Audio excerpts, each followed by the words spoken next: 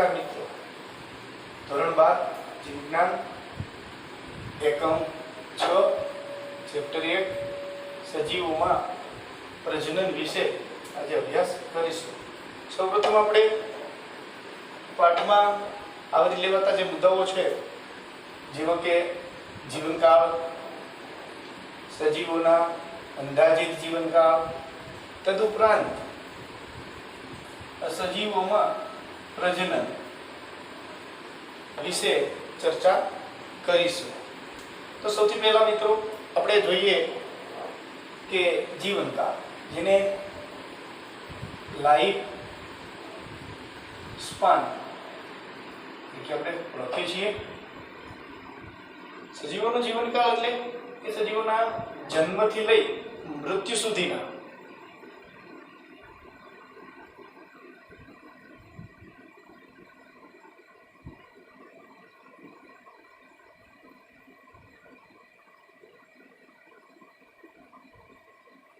સજીવોના જન્મથી લઈ મૃત્યુ સુધીના આવર્તતા સમયગાળાને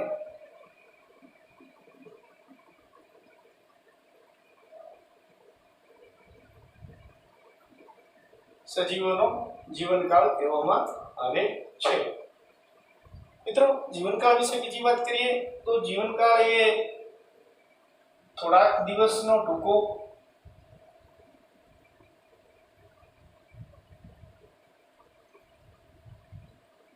કે હજારો વર્ષનો લાંબો પણ હોય છે। આપણે એક નાનું ઉદાહરણ લઈએ તો જીવનકાળ જોઈએ તો પતંગિયાની વાત કરીએ તો પતંગિયાનો જીવનકાળ અહીંયા આપણે આપેલું છે 1 થી 2 અઠવાડિયા સુધીનો હોય છે।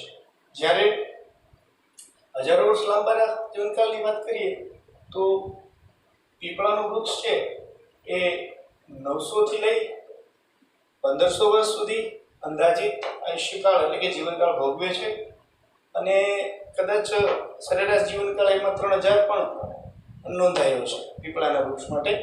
એટલે સજીવનો જીવનકાળ થોડાક દિવસનો કે હજારો વર્ષ લાંબો પણ જોવા મળે છે। બીજી એક વાત આપણે આલેખીએ કે જીવનકાળને કદ સાથે સંકળાયેલ નથી, કે સજીવોનો જીવનકાળ કદ સાથે સંકળાયેલ હોતો નથી। જેમ કે એક એક્ઝામ્પલ લઈએ કે કાગડો અને પોપટ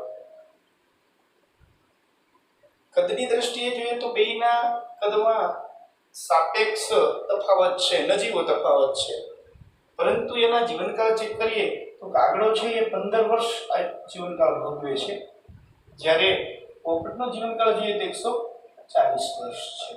તો આવી રીતે જીવનકાળને કદ સાથે કોઈ સંબંધ નથી। એક બીજું એક્ઝામ્પલ લઈએ કે પીપળાનું વૃક્ષ ની સાપેક્ષે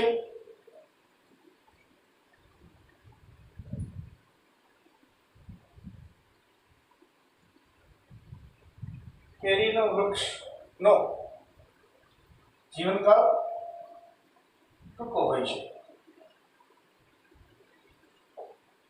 કારણ કે પીપળાનું વૃક્ષનો જીવનકાળ નોંધાયો છે 900 થી 1500 વર્ષ એવરેજ ને કદાચ એનાથી પણ અલગ અલગ વૃક્ષોમાં જોઈએ પીપળાના તો 3000 વર્ષ સુધી પણ નોંધાયો છે।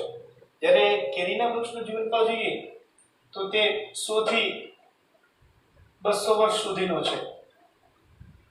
તો આ બધા જીવનકાળ સરેરાશ છે, એવરેજ છે। તો આવી રીતે જીવનકાળને કદ સાથે સંબંધ હોતો નથી, કદ સાથે સંકળાયેલ નથી। બીજી વાત કરીએ તો જીવનકાળ થોડા દિવસનો ટૂંકો હોય કે હજારો વર્ષનો લાંબો હોય, પણ મિત્રો સજીવોનું મૃત્યુ નિશ્ચિત છે,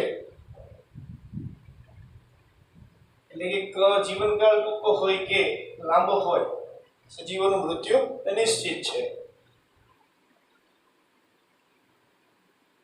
એ સિવાય આપણે વાત કરીએ તો એકકોષીય સજીવો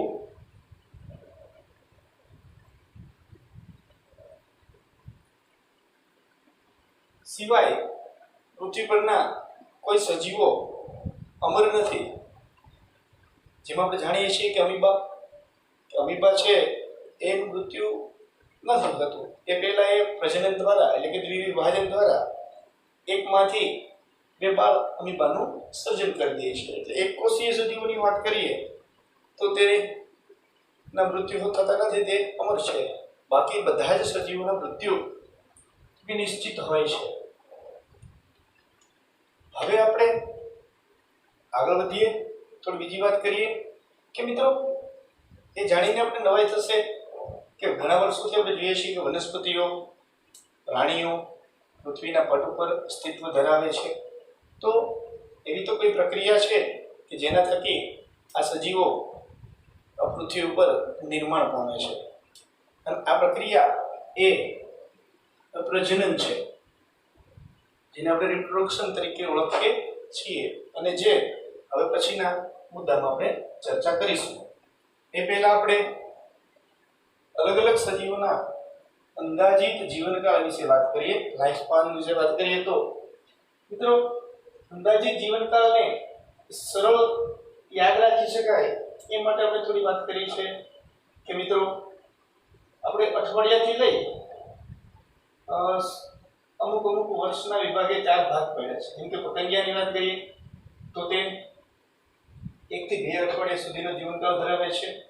ડાંગરના છોડની વાત કરીએ તો 3 થી 4 મહિના અને ઘણી વખત તો 7 મહિના સુધી પણ જોઈ શકાય છે જીવનકાળ. ફળમાખીની વાત કરીએ તો ફળમાખી 40 થી 50 દિવસ સુધીનો જીવનકાળ ધરાવે છે. તો આ અઠવાડિયા, દિવસ અને મહિનાની વાત કરીએ. હવે આપણે એવા સજીવોનું એક બોક્સ બનાવ્યું છે કે જેનું જીવનકાળ 60 વર્ષની આડે છે. જેમ કે ઘોડો 60 વર્ષ આયુષ્ય જીવનકાળ ધરાવે છે, હાથી 65 વર્ષ, મગરની વાત કરીએ તો તે 60 વર્ષ.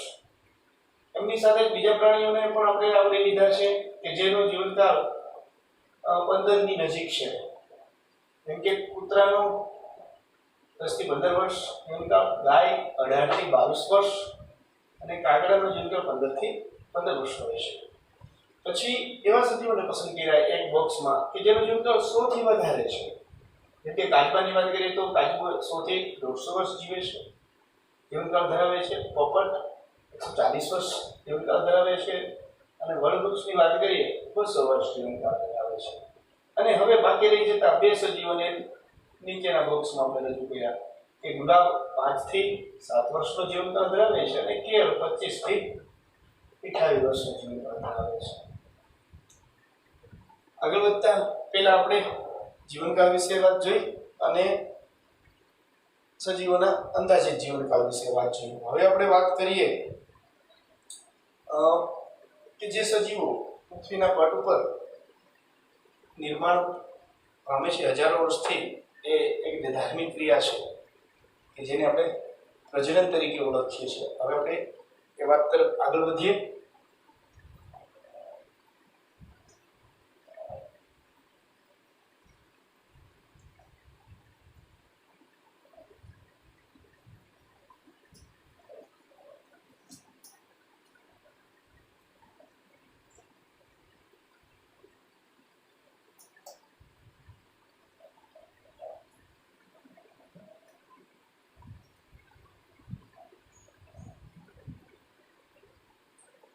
તો મિત્રો પ્રજનન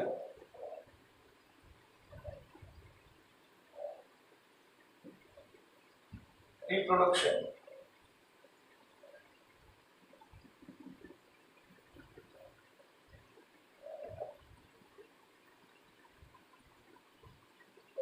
પ્રજનનની વ્યાખ્યા ધોરણ 10 માં અભ્યાસ કરી ચૂક્યા છીએ અગાઉના ધોરણોમાં, કે જે જૈવિક ક્રિયા દ્વારા જે જૈવિક ક્રિયા દ્વારા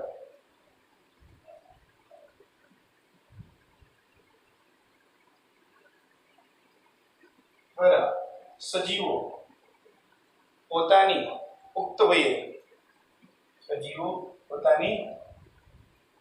વયે પોતાના જેવો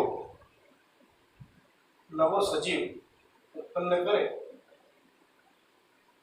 તો આવી તે ધાર્મિક ક્રિયાને પ્રજનન તરીકે ઓળખવામાં આવે છે. પ્રજનન વિશે બીજી વાત કરીએ તો પ્રજનનની અગત્યતા વિશે ચર્ચા કરીએ. પ્રજનનની ડેફિનેશન તો સારી રીતે જોઈએ કે પ્રજનન એક જૈવિક પ્રક્રિયા એ દરમિયાન સજીવ પુખ્ત વયે નવી સંતતિનું નિર્માણ કરે છે કે જે પોતાને મળતી આવતી પણ હોય છે અને થોડી ભિન્ન પણ જોવા મળે છે, જે હમણાં આગળ મુદ્દા આપણે ચર્ચા કરીશું. એ અગત્યતા જોઈએ કે જાતિઓમાં પેઢી દર પેઢી જીવ સાતત્ય જળવાય છે.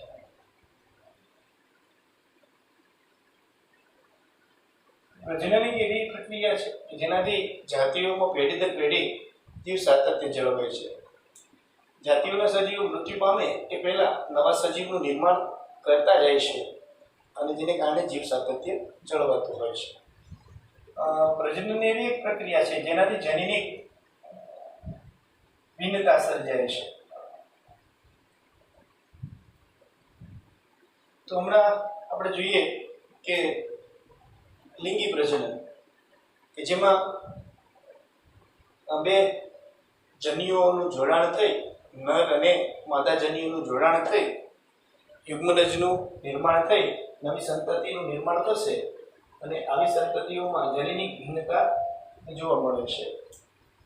કારણ કે બે વિરુદ્ધ જાતિના જન્યુઓ નર જન્યુ અને માદા જન્યુનું સંમિલન જોવા મળે છે. તદુપરાંત વારસો એટલે કે આનુવંશિકતા પણ પેઢી દર પેઢી સજીવોમાં પ્રજનન જેવી જૈવિક ક્રિયા દ્વારા ઉતરી આવે છે. હવે વાત કરીએ આપણે પ્રજનનથી હજારો સજીવો પૃથ્વી ઉપર જન્મ લે છે અને બહુગુણિત થતા હોય છે. પ્રજનન ઉપર અસર કરતા પરિબળો એની વાત કરીએ તો પહેલી વાત છે નિવાસ સ્થાન.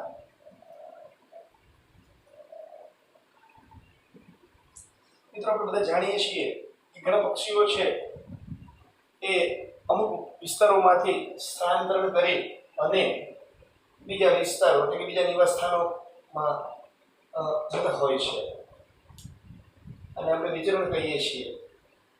આવું એટલા માટે થતું હોય છે કે તે વિસ્તારોમાં એને સાનુકૂળ ઋતુ નથી હોતી અને ઘણી વખત સજીવ પ્રજનન માટે એક નિવાસ સ્થાન છોડી બીજા નિવાસ સ્થાન જતા હોય છે. ઘણા પક્ષીઓમાં નિવાસ સ્થાન બદલવાને લીધે અલગ અલગ નિવાસ સ્થાનોમાં પ્રકાશની તીવ્રતા ને લીધે ઘણા સજીવોના જનનપિંડો સક્રિય થતા હોય, ખાસ કરીને પક્ષીઓમાં. તો આવી રીતે નિવાસ સ્થાન પ્રજનનની પ્રક્રિયામાં અગત્યતા ભજવે છે. બીજી વાત કરીએ તો આંતરિક દેહધર્મ પ્રક્રિયા.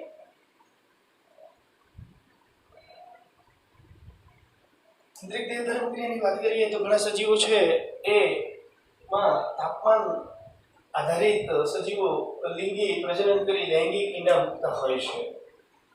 તો આવી રીતે દેહધર્મ એટલે કે તાપમાન જેવી પરિબળોની અસર થતી હોય છે શરીર ઉપર અને સજીવોમાં પ્રજનન ક્રિયા થઈ અને લૈંગિક ઈંડાનું સર્જન થતું હોય છે. તો આવી રીતે પ્રજનન ઉપર અસર કરતા પરિબળો નિવાસ સ્થાન, આંતરિક દેહ ધાર્મિક ક્રિયા અને અન્ય કારકો પણ જવાબદાર છે। મિત્રો, હવે જોઈએ આપણે પ્રજનનના પ્રકારો।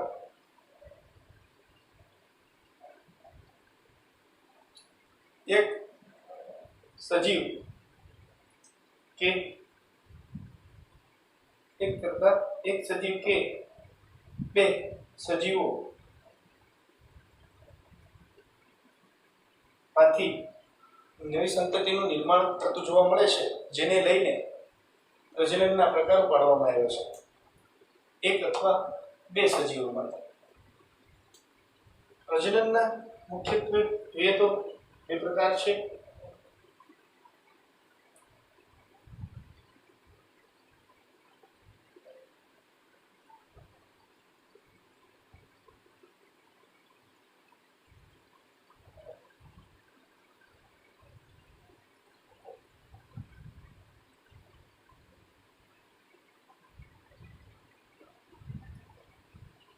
અલિંગી પ્રજનન અને લિંગી પ્રજનન। અલિંગી પ્રજનનની વાત કરીએ તો આ પ્રકારના પ્રજનનમાં એક સજીવ ભાગ લેતો હોય છે, એક પિતૃ ભાગ લે છે। એક પિતૃમાંથી નવી સંતતિનું નિર્માણ થતું હોય છે। એક પિતૃમાંથી નવી સંતતિનું નિર્માણ થતું હોય છે। આવા પ્રકારના પ્રજનન છે કે જેમાં એક પિતૃમાંથી જન્યુઓનું નિર્માણ કે નિર્માણ થયા વગર પણ સજીવોનું નિર્માણ થતું હોય છે।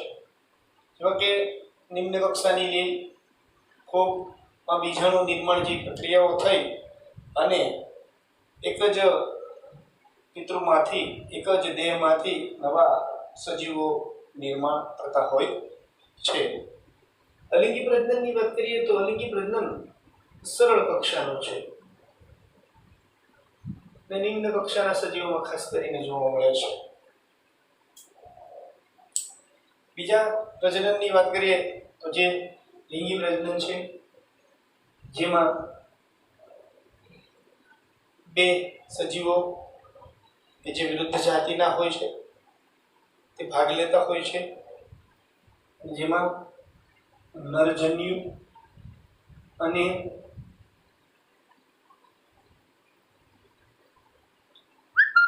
માદાજન્યુઓનું જોડાણ થઈ યુગ્મનજનું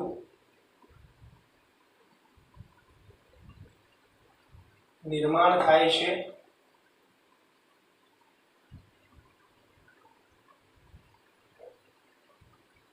અને નવી સંતતિ જન્મે છે। તો લિંગી પ્રજનન એક એવી ધાર્મિક પ્રક્રિયા છે કે જેમાં બે વિરુદ્ધ જાતિના સજીવોમાં નરજન્યુ અને માદાજન્યુઓનું જોડાણ થઈ યુગ્મનજનું નિર્માણ થઈ અને તેમાંથી નવી સંતતિનું નિર્માણ થતું હોય છે। લિંગી પ્રજનન વિશે આપણે ચર્ચા કરીએ।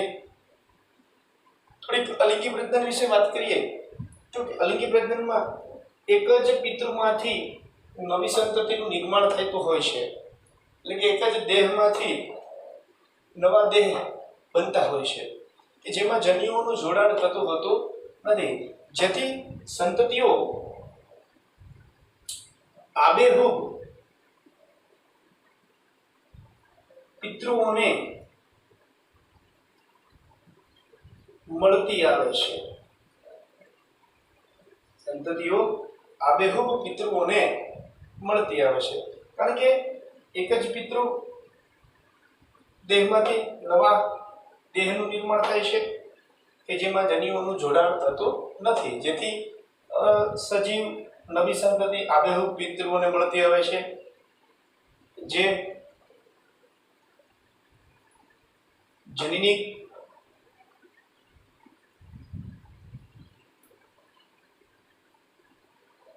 જે બાહ્યકાર રીતે અને જનીની રીતે સમાન હોય છે, કે જે બાહ્યકાર લક્ષણો, બાહ્યકાર વિદ્યાકીય લક્ષણો અને જનની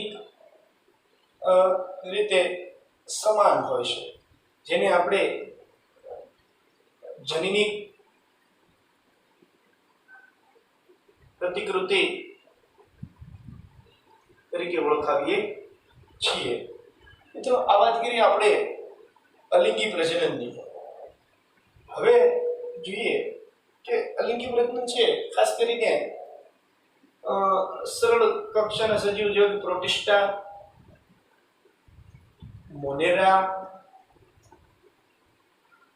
માં જોવા મળતું હોય છે ખાસ કરીને. તદુપરાંત ઘણી નિમ્ન કક્ષાની વનસ્પતિઓ છે એમાં પણ જોવા મળે છે.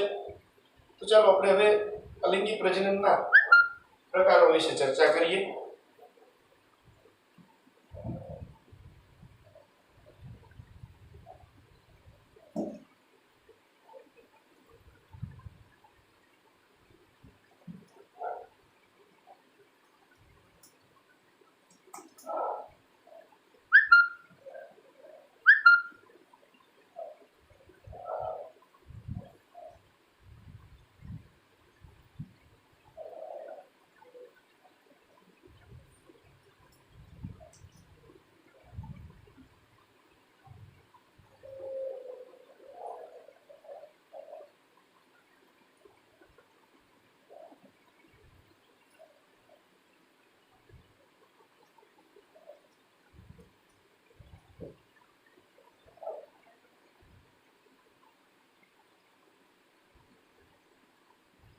અલિંગી પ્રજનનની વાત કરી કે એક જ પિતૃ સજીવોમાંથી નવી સંતતિનું નિર્માણ થાય છે.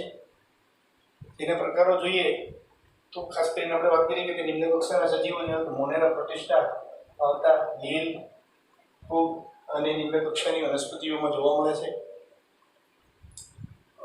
આગળ વધીએ તો અલિંગી પ્રજનનના પ્રકારોમાં સૌથી પહેલા વાત કરીએ આપણે ભાજનની.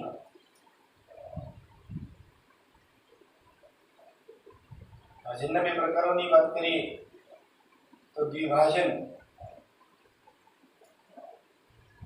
અને બહુભાજન. આગળ વાત કરીશું આપણે કલિકા સર્જન,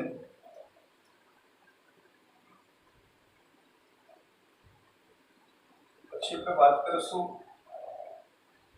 બીજાણુ નિર્માણ, એનાથી આગળ વધી આપણે જોઈશું અવખંડન, અને ત્યારબાદ આપણે જોઈશું વાનસ્પતિક પ્રજનન. એ આપણે લાસ્ટમાં જોઈશું.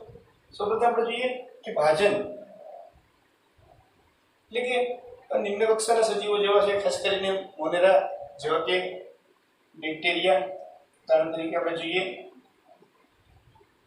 તો બેક્ટેરિયામાં કોષ વિભાજન દ્વારા અને એમાં ખાસ કરીને સમવિભાજન દ્વારા એક પિતૃમાંથી બે બાળ પિતૃનું નિર્માણ થતું હોય છે. તો આવા અલિંગી પ્રજનનને ભાજન અને ખાસ કરીને એક પિતૃમાંથી બે બાળ પિતૃનું નિર્માણ થાય છે તે આપણે દ્વિભાજન કહીએ છીએ. ખાસ કરીને જોઈએ તો અમીબા,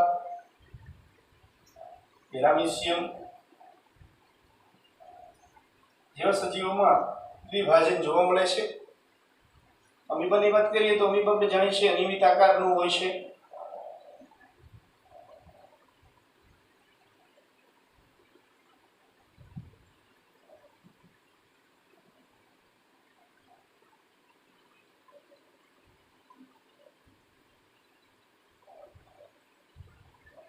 આકુંચક રસધાની જોવા મળે છે, કોષકેન્દ્ર જોવા મળે છે.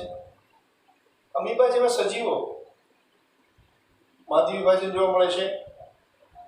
બેક્ટેરિયા એવા સજીવોમાં દ્વિભાજન જોવા મળે છે.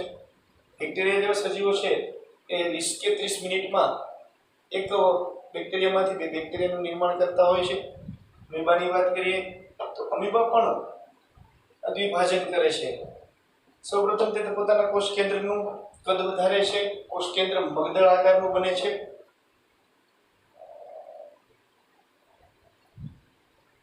ત્યારબાદ આવા સજીવો પોતાના કોષરસ સ્તરનું સંકોચન કરે છે, જેથી કોષરસ સ્તર ખાંચ સ્વરૂપે નિર્માણ પામે છે. અને આગળ વધતા આ ઉપસંકોચન આગળ વધે છે અને બે કોષ કેન્દ્રો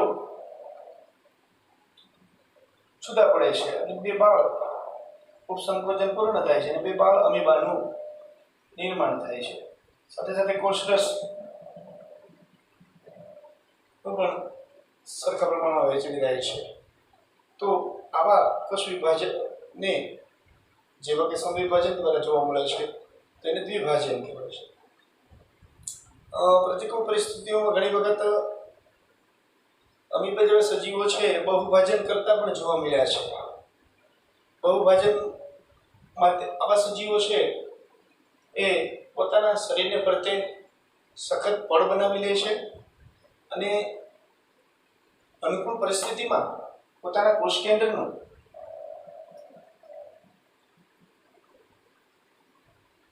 અનેકવાર વિભાજન કરે છે. એટલે આવા અલિંગી પ્રજનનને આપણે બહુભાજન કહીએ છીએ. ત્યારબાદ દરેક કોષ કેન્દ્રના પ્રત્યે કોષ રસ વીંટળાય છે. હવે જ્યારે અનુકૂળ પરિસ્થિતિ સર્જાતા અમીબાને પ્રત્યે આવેલું રક્ષણાત્મક પડ તૂટે છે, ફાટે છે અને આવા બાળ જે ખોટા પગ ધરાવતા ઉત્પાદીય બીજાણુ કે અમીબા બહાર આવે છે અને નવા સજીવમાં પરિણમે છે. આવા અલિંગી પ્રજનનને આપણે બહુભાજન તરીકે ઓળખીએ છીએ. હવે વાત કરીએ આપણે બીજો પ્રકાર કલિકા સર્જન. કલિકા સર્જન છે વનસ્પતિઓમાં પણ જોવા મળે છે અને પ્રાણીઓમાં પણ જોવા મળે છે. અહીંયા આપણે અમીબા અને બેક્ટેરિયા વનસ્પતિ પ્રાણીઓ પણ જોયું. પહેલા જોઈએ આપણે ઈસ્ટમાં. ઈસ્ટ જેવી એકકોષીય ફૂગ છે એ કલિકા સર્જન કરે છે, જેમાં અસમાન વિભાજન જોવા મળે છે.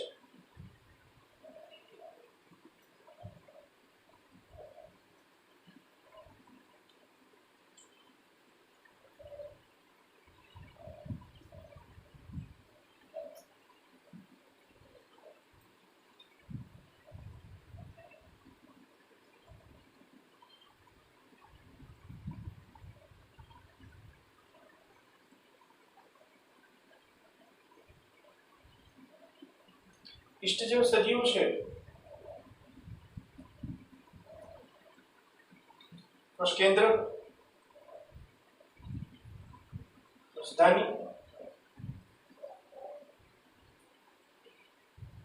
કોષ કેન્દ્ર, રાજધાની ઈસ્ટ જેવો સજીવો છે જેમાં પહેલા તો કલિકા એટલે શું એની વાત કરીએ કે કલિકા એટલે કે આવા સજીવો પોતાના દેહ માંથી કોઈ ભાગ ઉપસી આવે છે.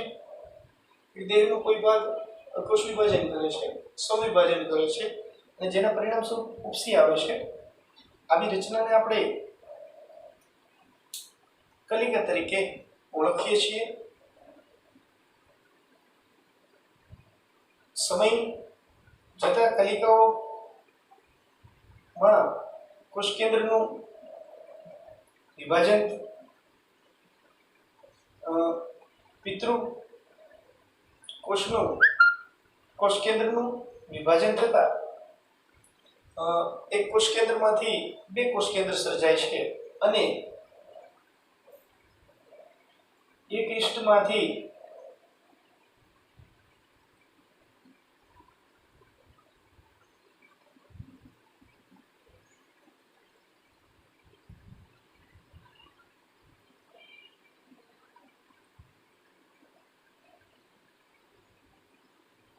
બે ઇષ્ટનું નિર્માણ થાય છે. તો આવી રીતે પિતૃદેહમાંથી શરીરનો કોઈ ભાગ કોષ વિભાજન પામી ઉપસી આવે છે. ત્યારબાદ તેમાં કોષકેન્દ્ર વિભાજન થતા બે કોષકેન્દ્રની વહેંચણી થાય છે. અને આવી રીતે કલિકા પિતૃથી છૂટી પડી અને નવા ઈષ્ટના છોડ તરીકે વિકસે છે, તરીકે બાળદેહ તરીકે વિકસે છે. તો આવા પ્રજનનને કલિકા સર્જન તરીકે ઓળખવામાં આવે છે. ઘણી વખત ઈષ્ટમાં અવસાહત પણ જોવા મળે છે. આવી રીતે તો આ વસાહત પણ સમય જતા માતૃદેહથી છૂટી પડી અને બાળદેહમાં પરિણમતી હોય છે. હવે પ્રાણીઓમાં જોઈએ કલિકા સર્જન. પ્રાણીઓમાં કલિકા સર્જન જોઈએ તો બે પ્રકાર છે. બાહ્ય કલિકા સર્જન અને અંતઃકલિકા સર્જન.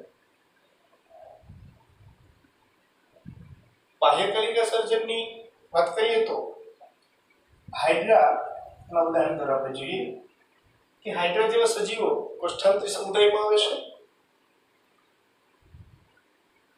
જે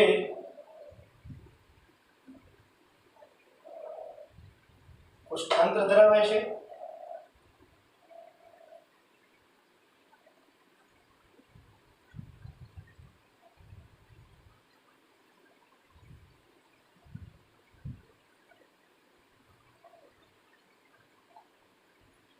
આવા સજીવોના શરીરના દેહનું કોઈ ભાગ કોષ વિભાજન પામી અને ઉપસી આવે છે. આવી રીતે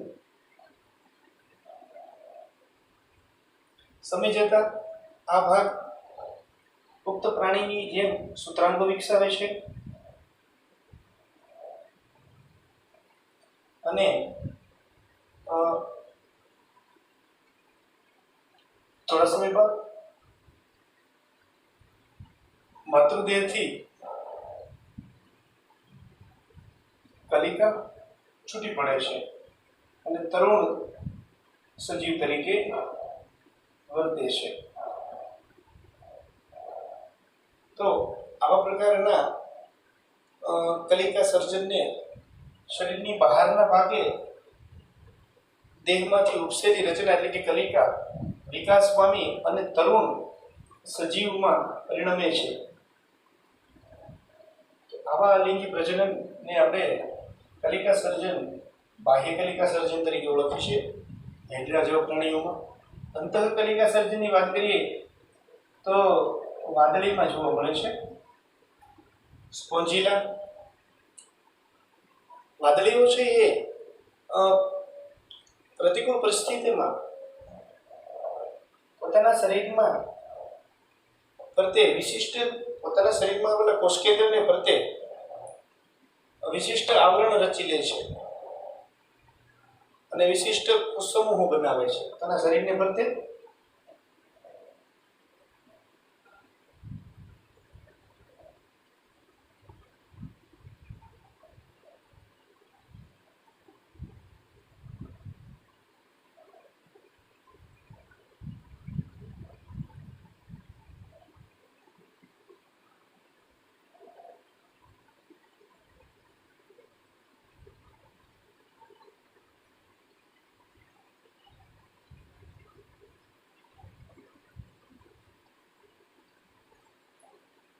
આવા વિશિષ્ટ કોષ સમૂહ શરીરની અંદર રચે છે, જેને પ્રત્યે આવરણ ધરાવે છે. પ્રત્યે આવરણ રચે છે. તો આવી રચનાને અંતઃકલિકા કે જેમ્યુલ્સ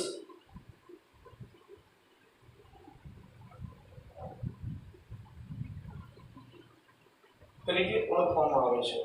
અને અનુકૂળ પરિસ્થિતિ મળતા આ અંતઃકલિકા કે જેમ્યુલ્સમાંથી નવા દેહનું નિર્માણ થાય છે. તો વાદળી જેવા સજીવોમાં અંતઃકલિકાના નિર્માણ દ્વારા સજીવો કલિકા સર્જન કરતા હોય છે. હવે આપણે જોઈએ બીજાણુ નિર્માણ.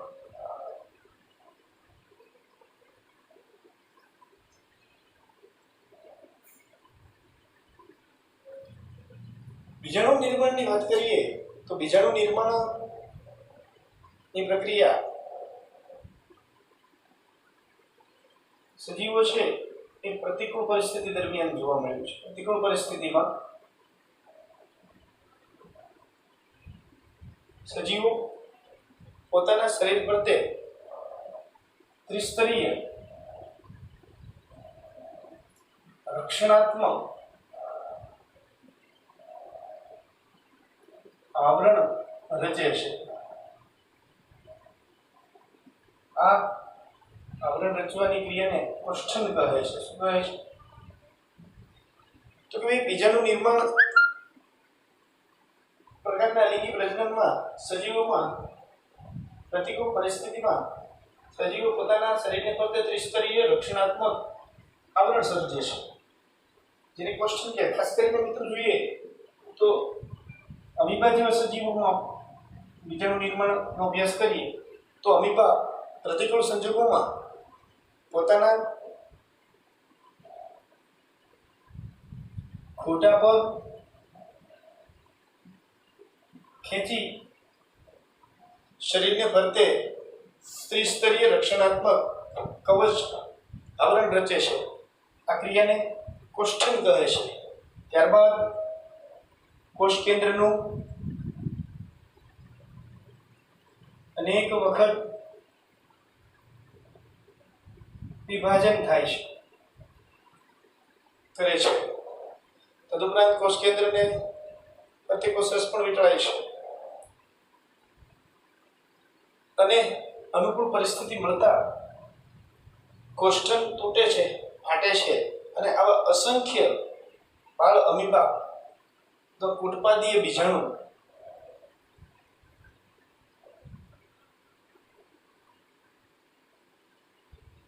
નિર્માણ થાય છે.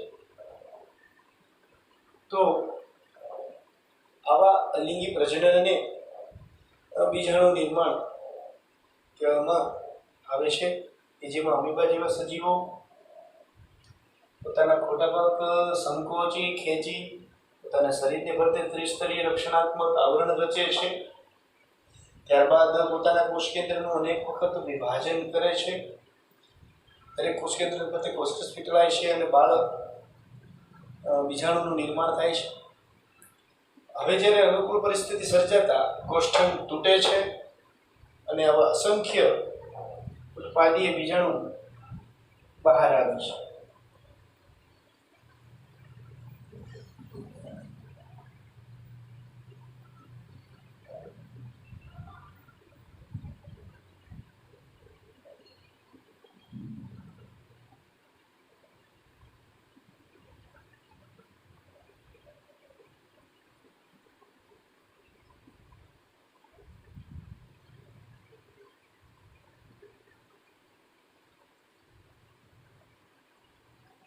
અમીબા પોતાના ખોટા પગ સંકોચી ગોળાકાર રચના ધરાવે છે, ત્રિસ્તરીય રક્ષણાત્મક આવરણ રચે છે, એને કોષ્ઠન આપણે ઓળખીએ છીએ. પછી તેના કોષ કેન્દ્રનું અનેક વખત વિભાજન કરે છે. દરેક કોષ કેન્દ્રના ફરતે કોષરસ વીંટળાય છે, બાળ બીજાણુનું નિર્માણ થાય છે અને અનુકૂળ પરિસ્થિતિ મળતા કોષ્ઠન તૂટે છે અને અસંખ્ય ઉત્પાદીય બીજાણુ મુક્ત થાય છે. તો આવા અલિંગી પ્રજનનને બીજાણુ નિર્માણ તરીકે ઓળખવામાં આવે છે. આગળ વાત કરીએ અલિંગી પ્રજનનના અન્ય પ્રકારની, જે છે અવખંડન. અવખંડન એટલે તૂટવું. ઘણા નિમ્ન કક્ષાના સજીવો, ખાસ કરીને લીલ છે જેવી કે સ્પાયરોગૈરા, ઉડોગોનિયમ, યુલોથ્રિક્સ, જેમાં લીલનો તંતુ છે એ અકસ્માતે તૂટેલો દરેક ખંડ નવા દેહનું નિર્માણ કરે છે, કોષ વિભાજન દ્વારા, સંવિભાજન દ્વારા, અને નવા પ્રાણી, નવી સંતતિનું નિર્માણ થાય છે. તો આવા અલિંગી પ્રજનનને અવખંડન તરીકે ઓળખવામાં આવે છે. અવખંડનની વાત કરીએ તો લીલમાં જોઈએ તો સ્પાઇરોગાયરા,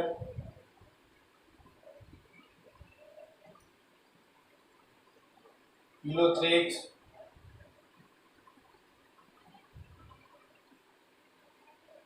પુડોગોનિયમ, જીગ્નિમા આવી લીલ છે કે જેના તંતુઓ છે તે અકસ્માતે તૂટેલો દરેક તંતુ કોષ વિભાજન કરી નવા દેહનું નિર્માણ કરશે.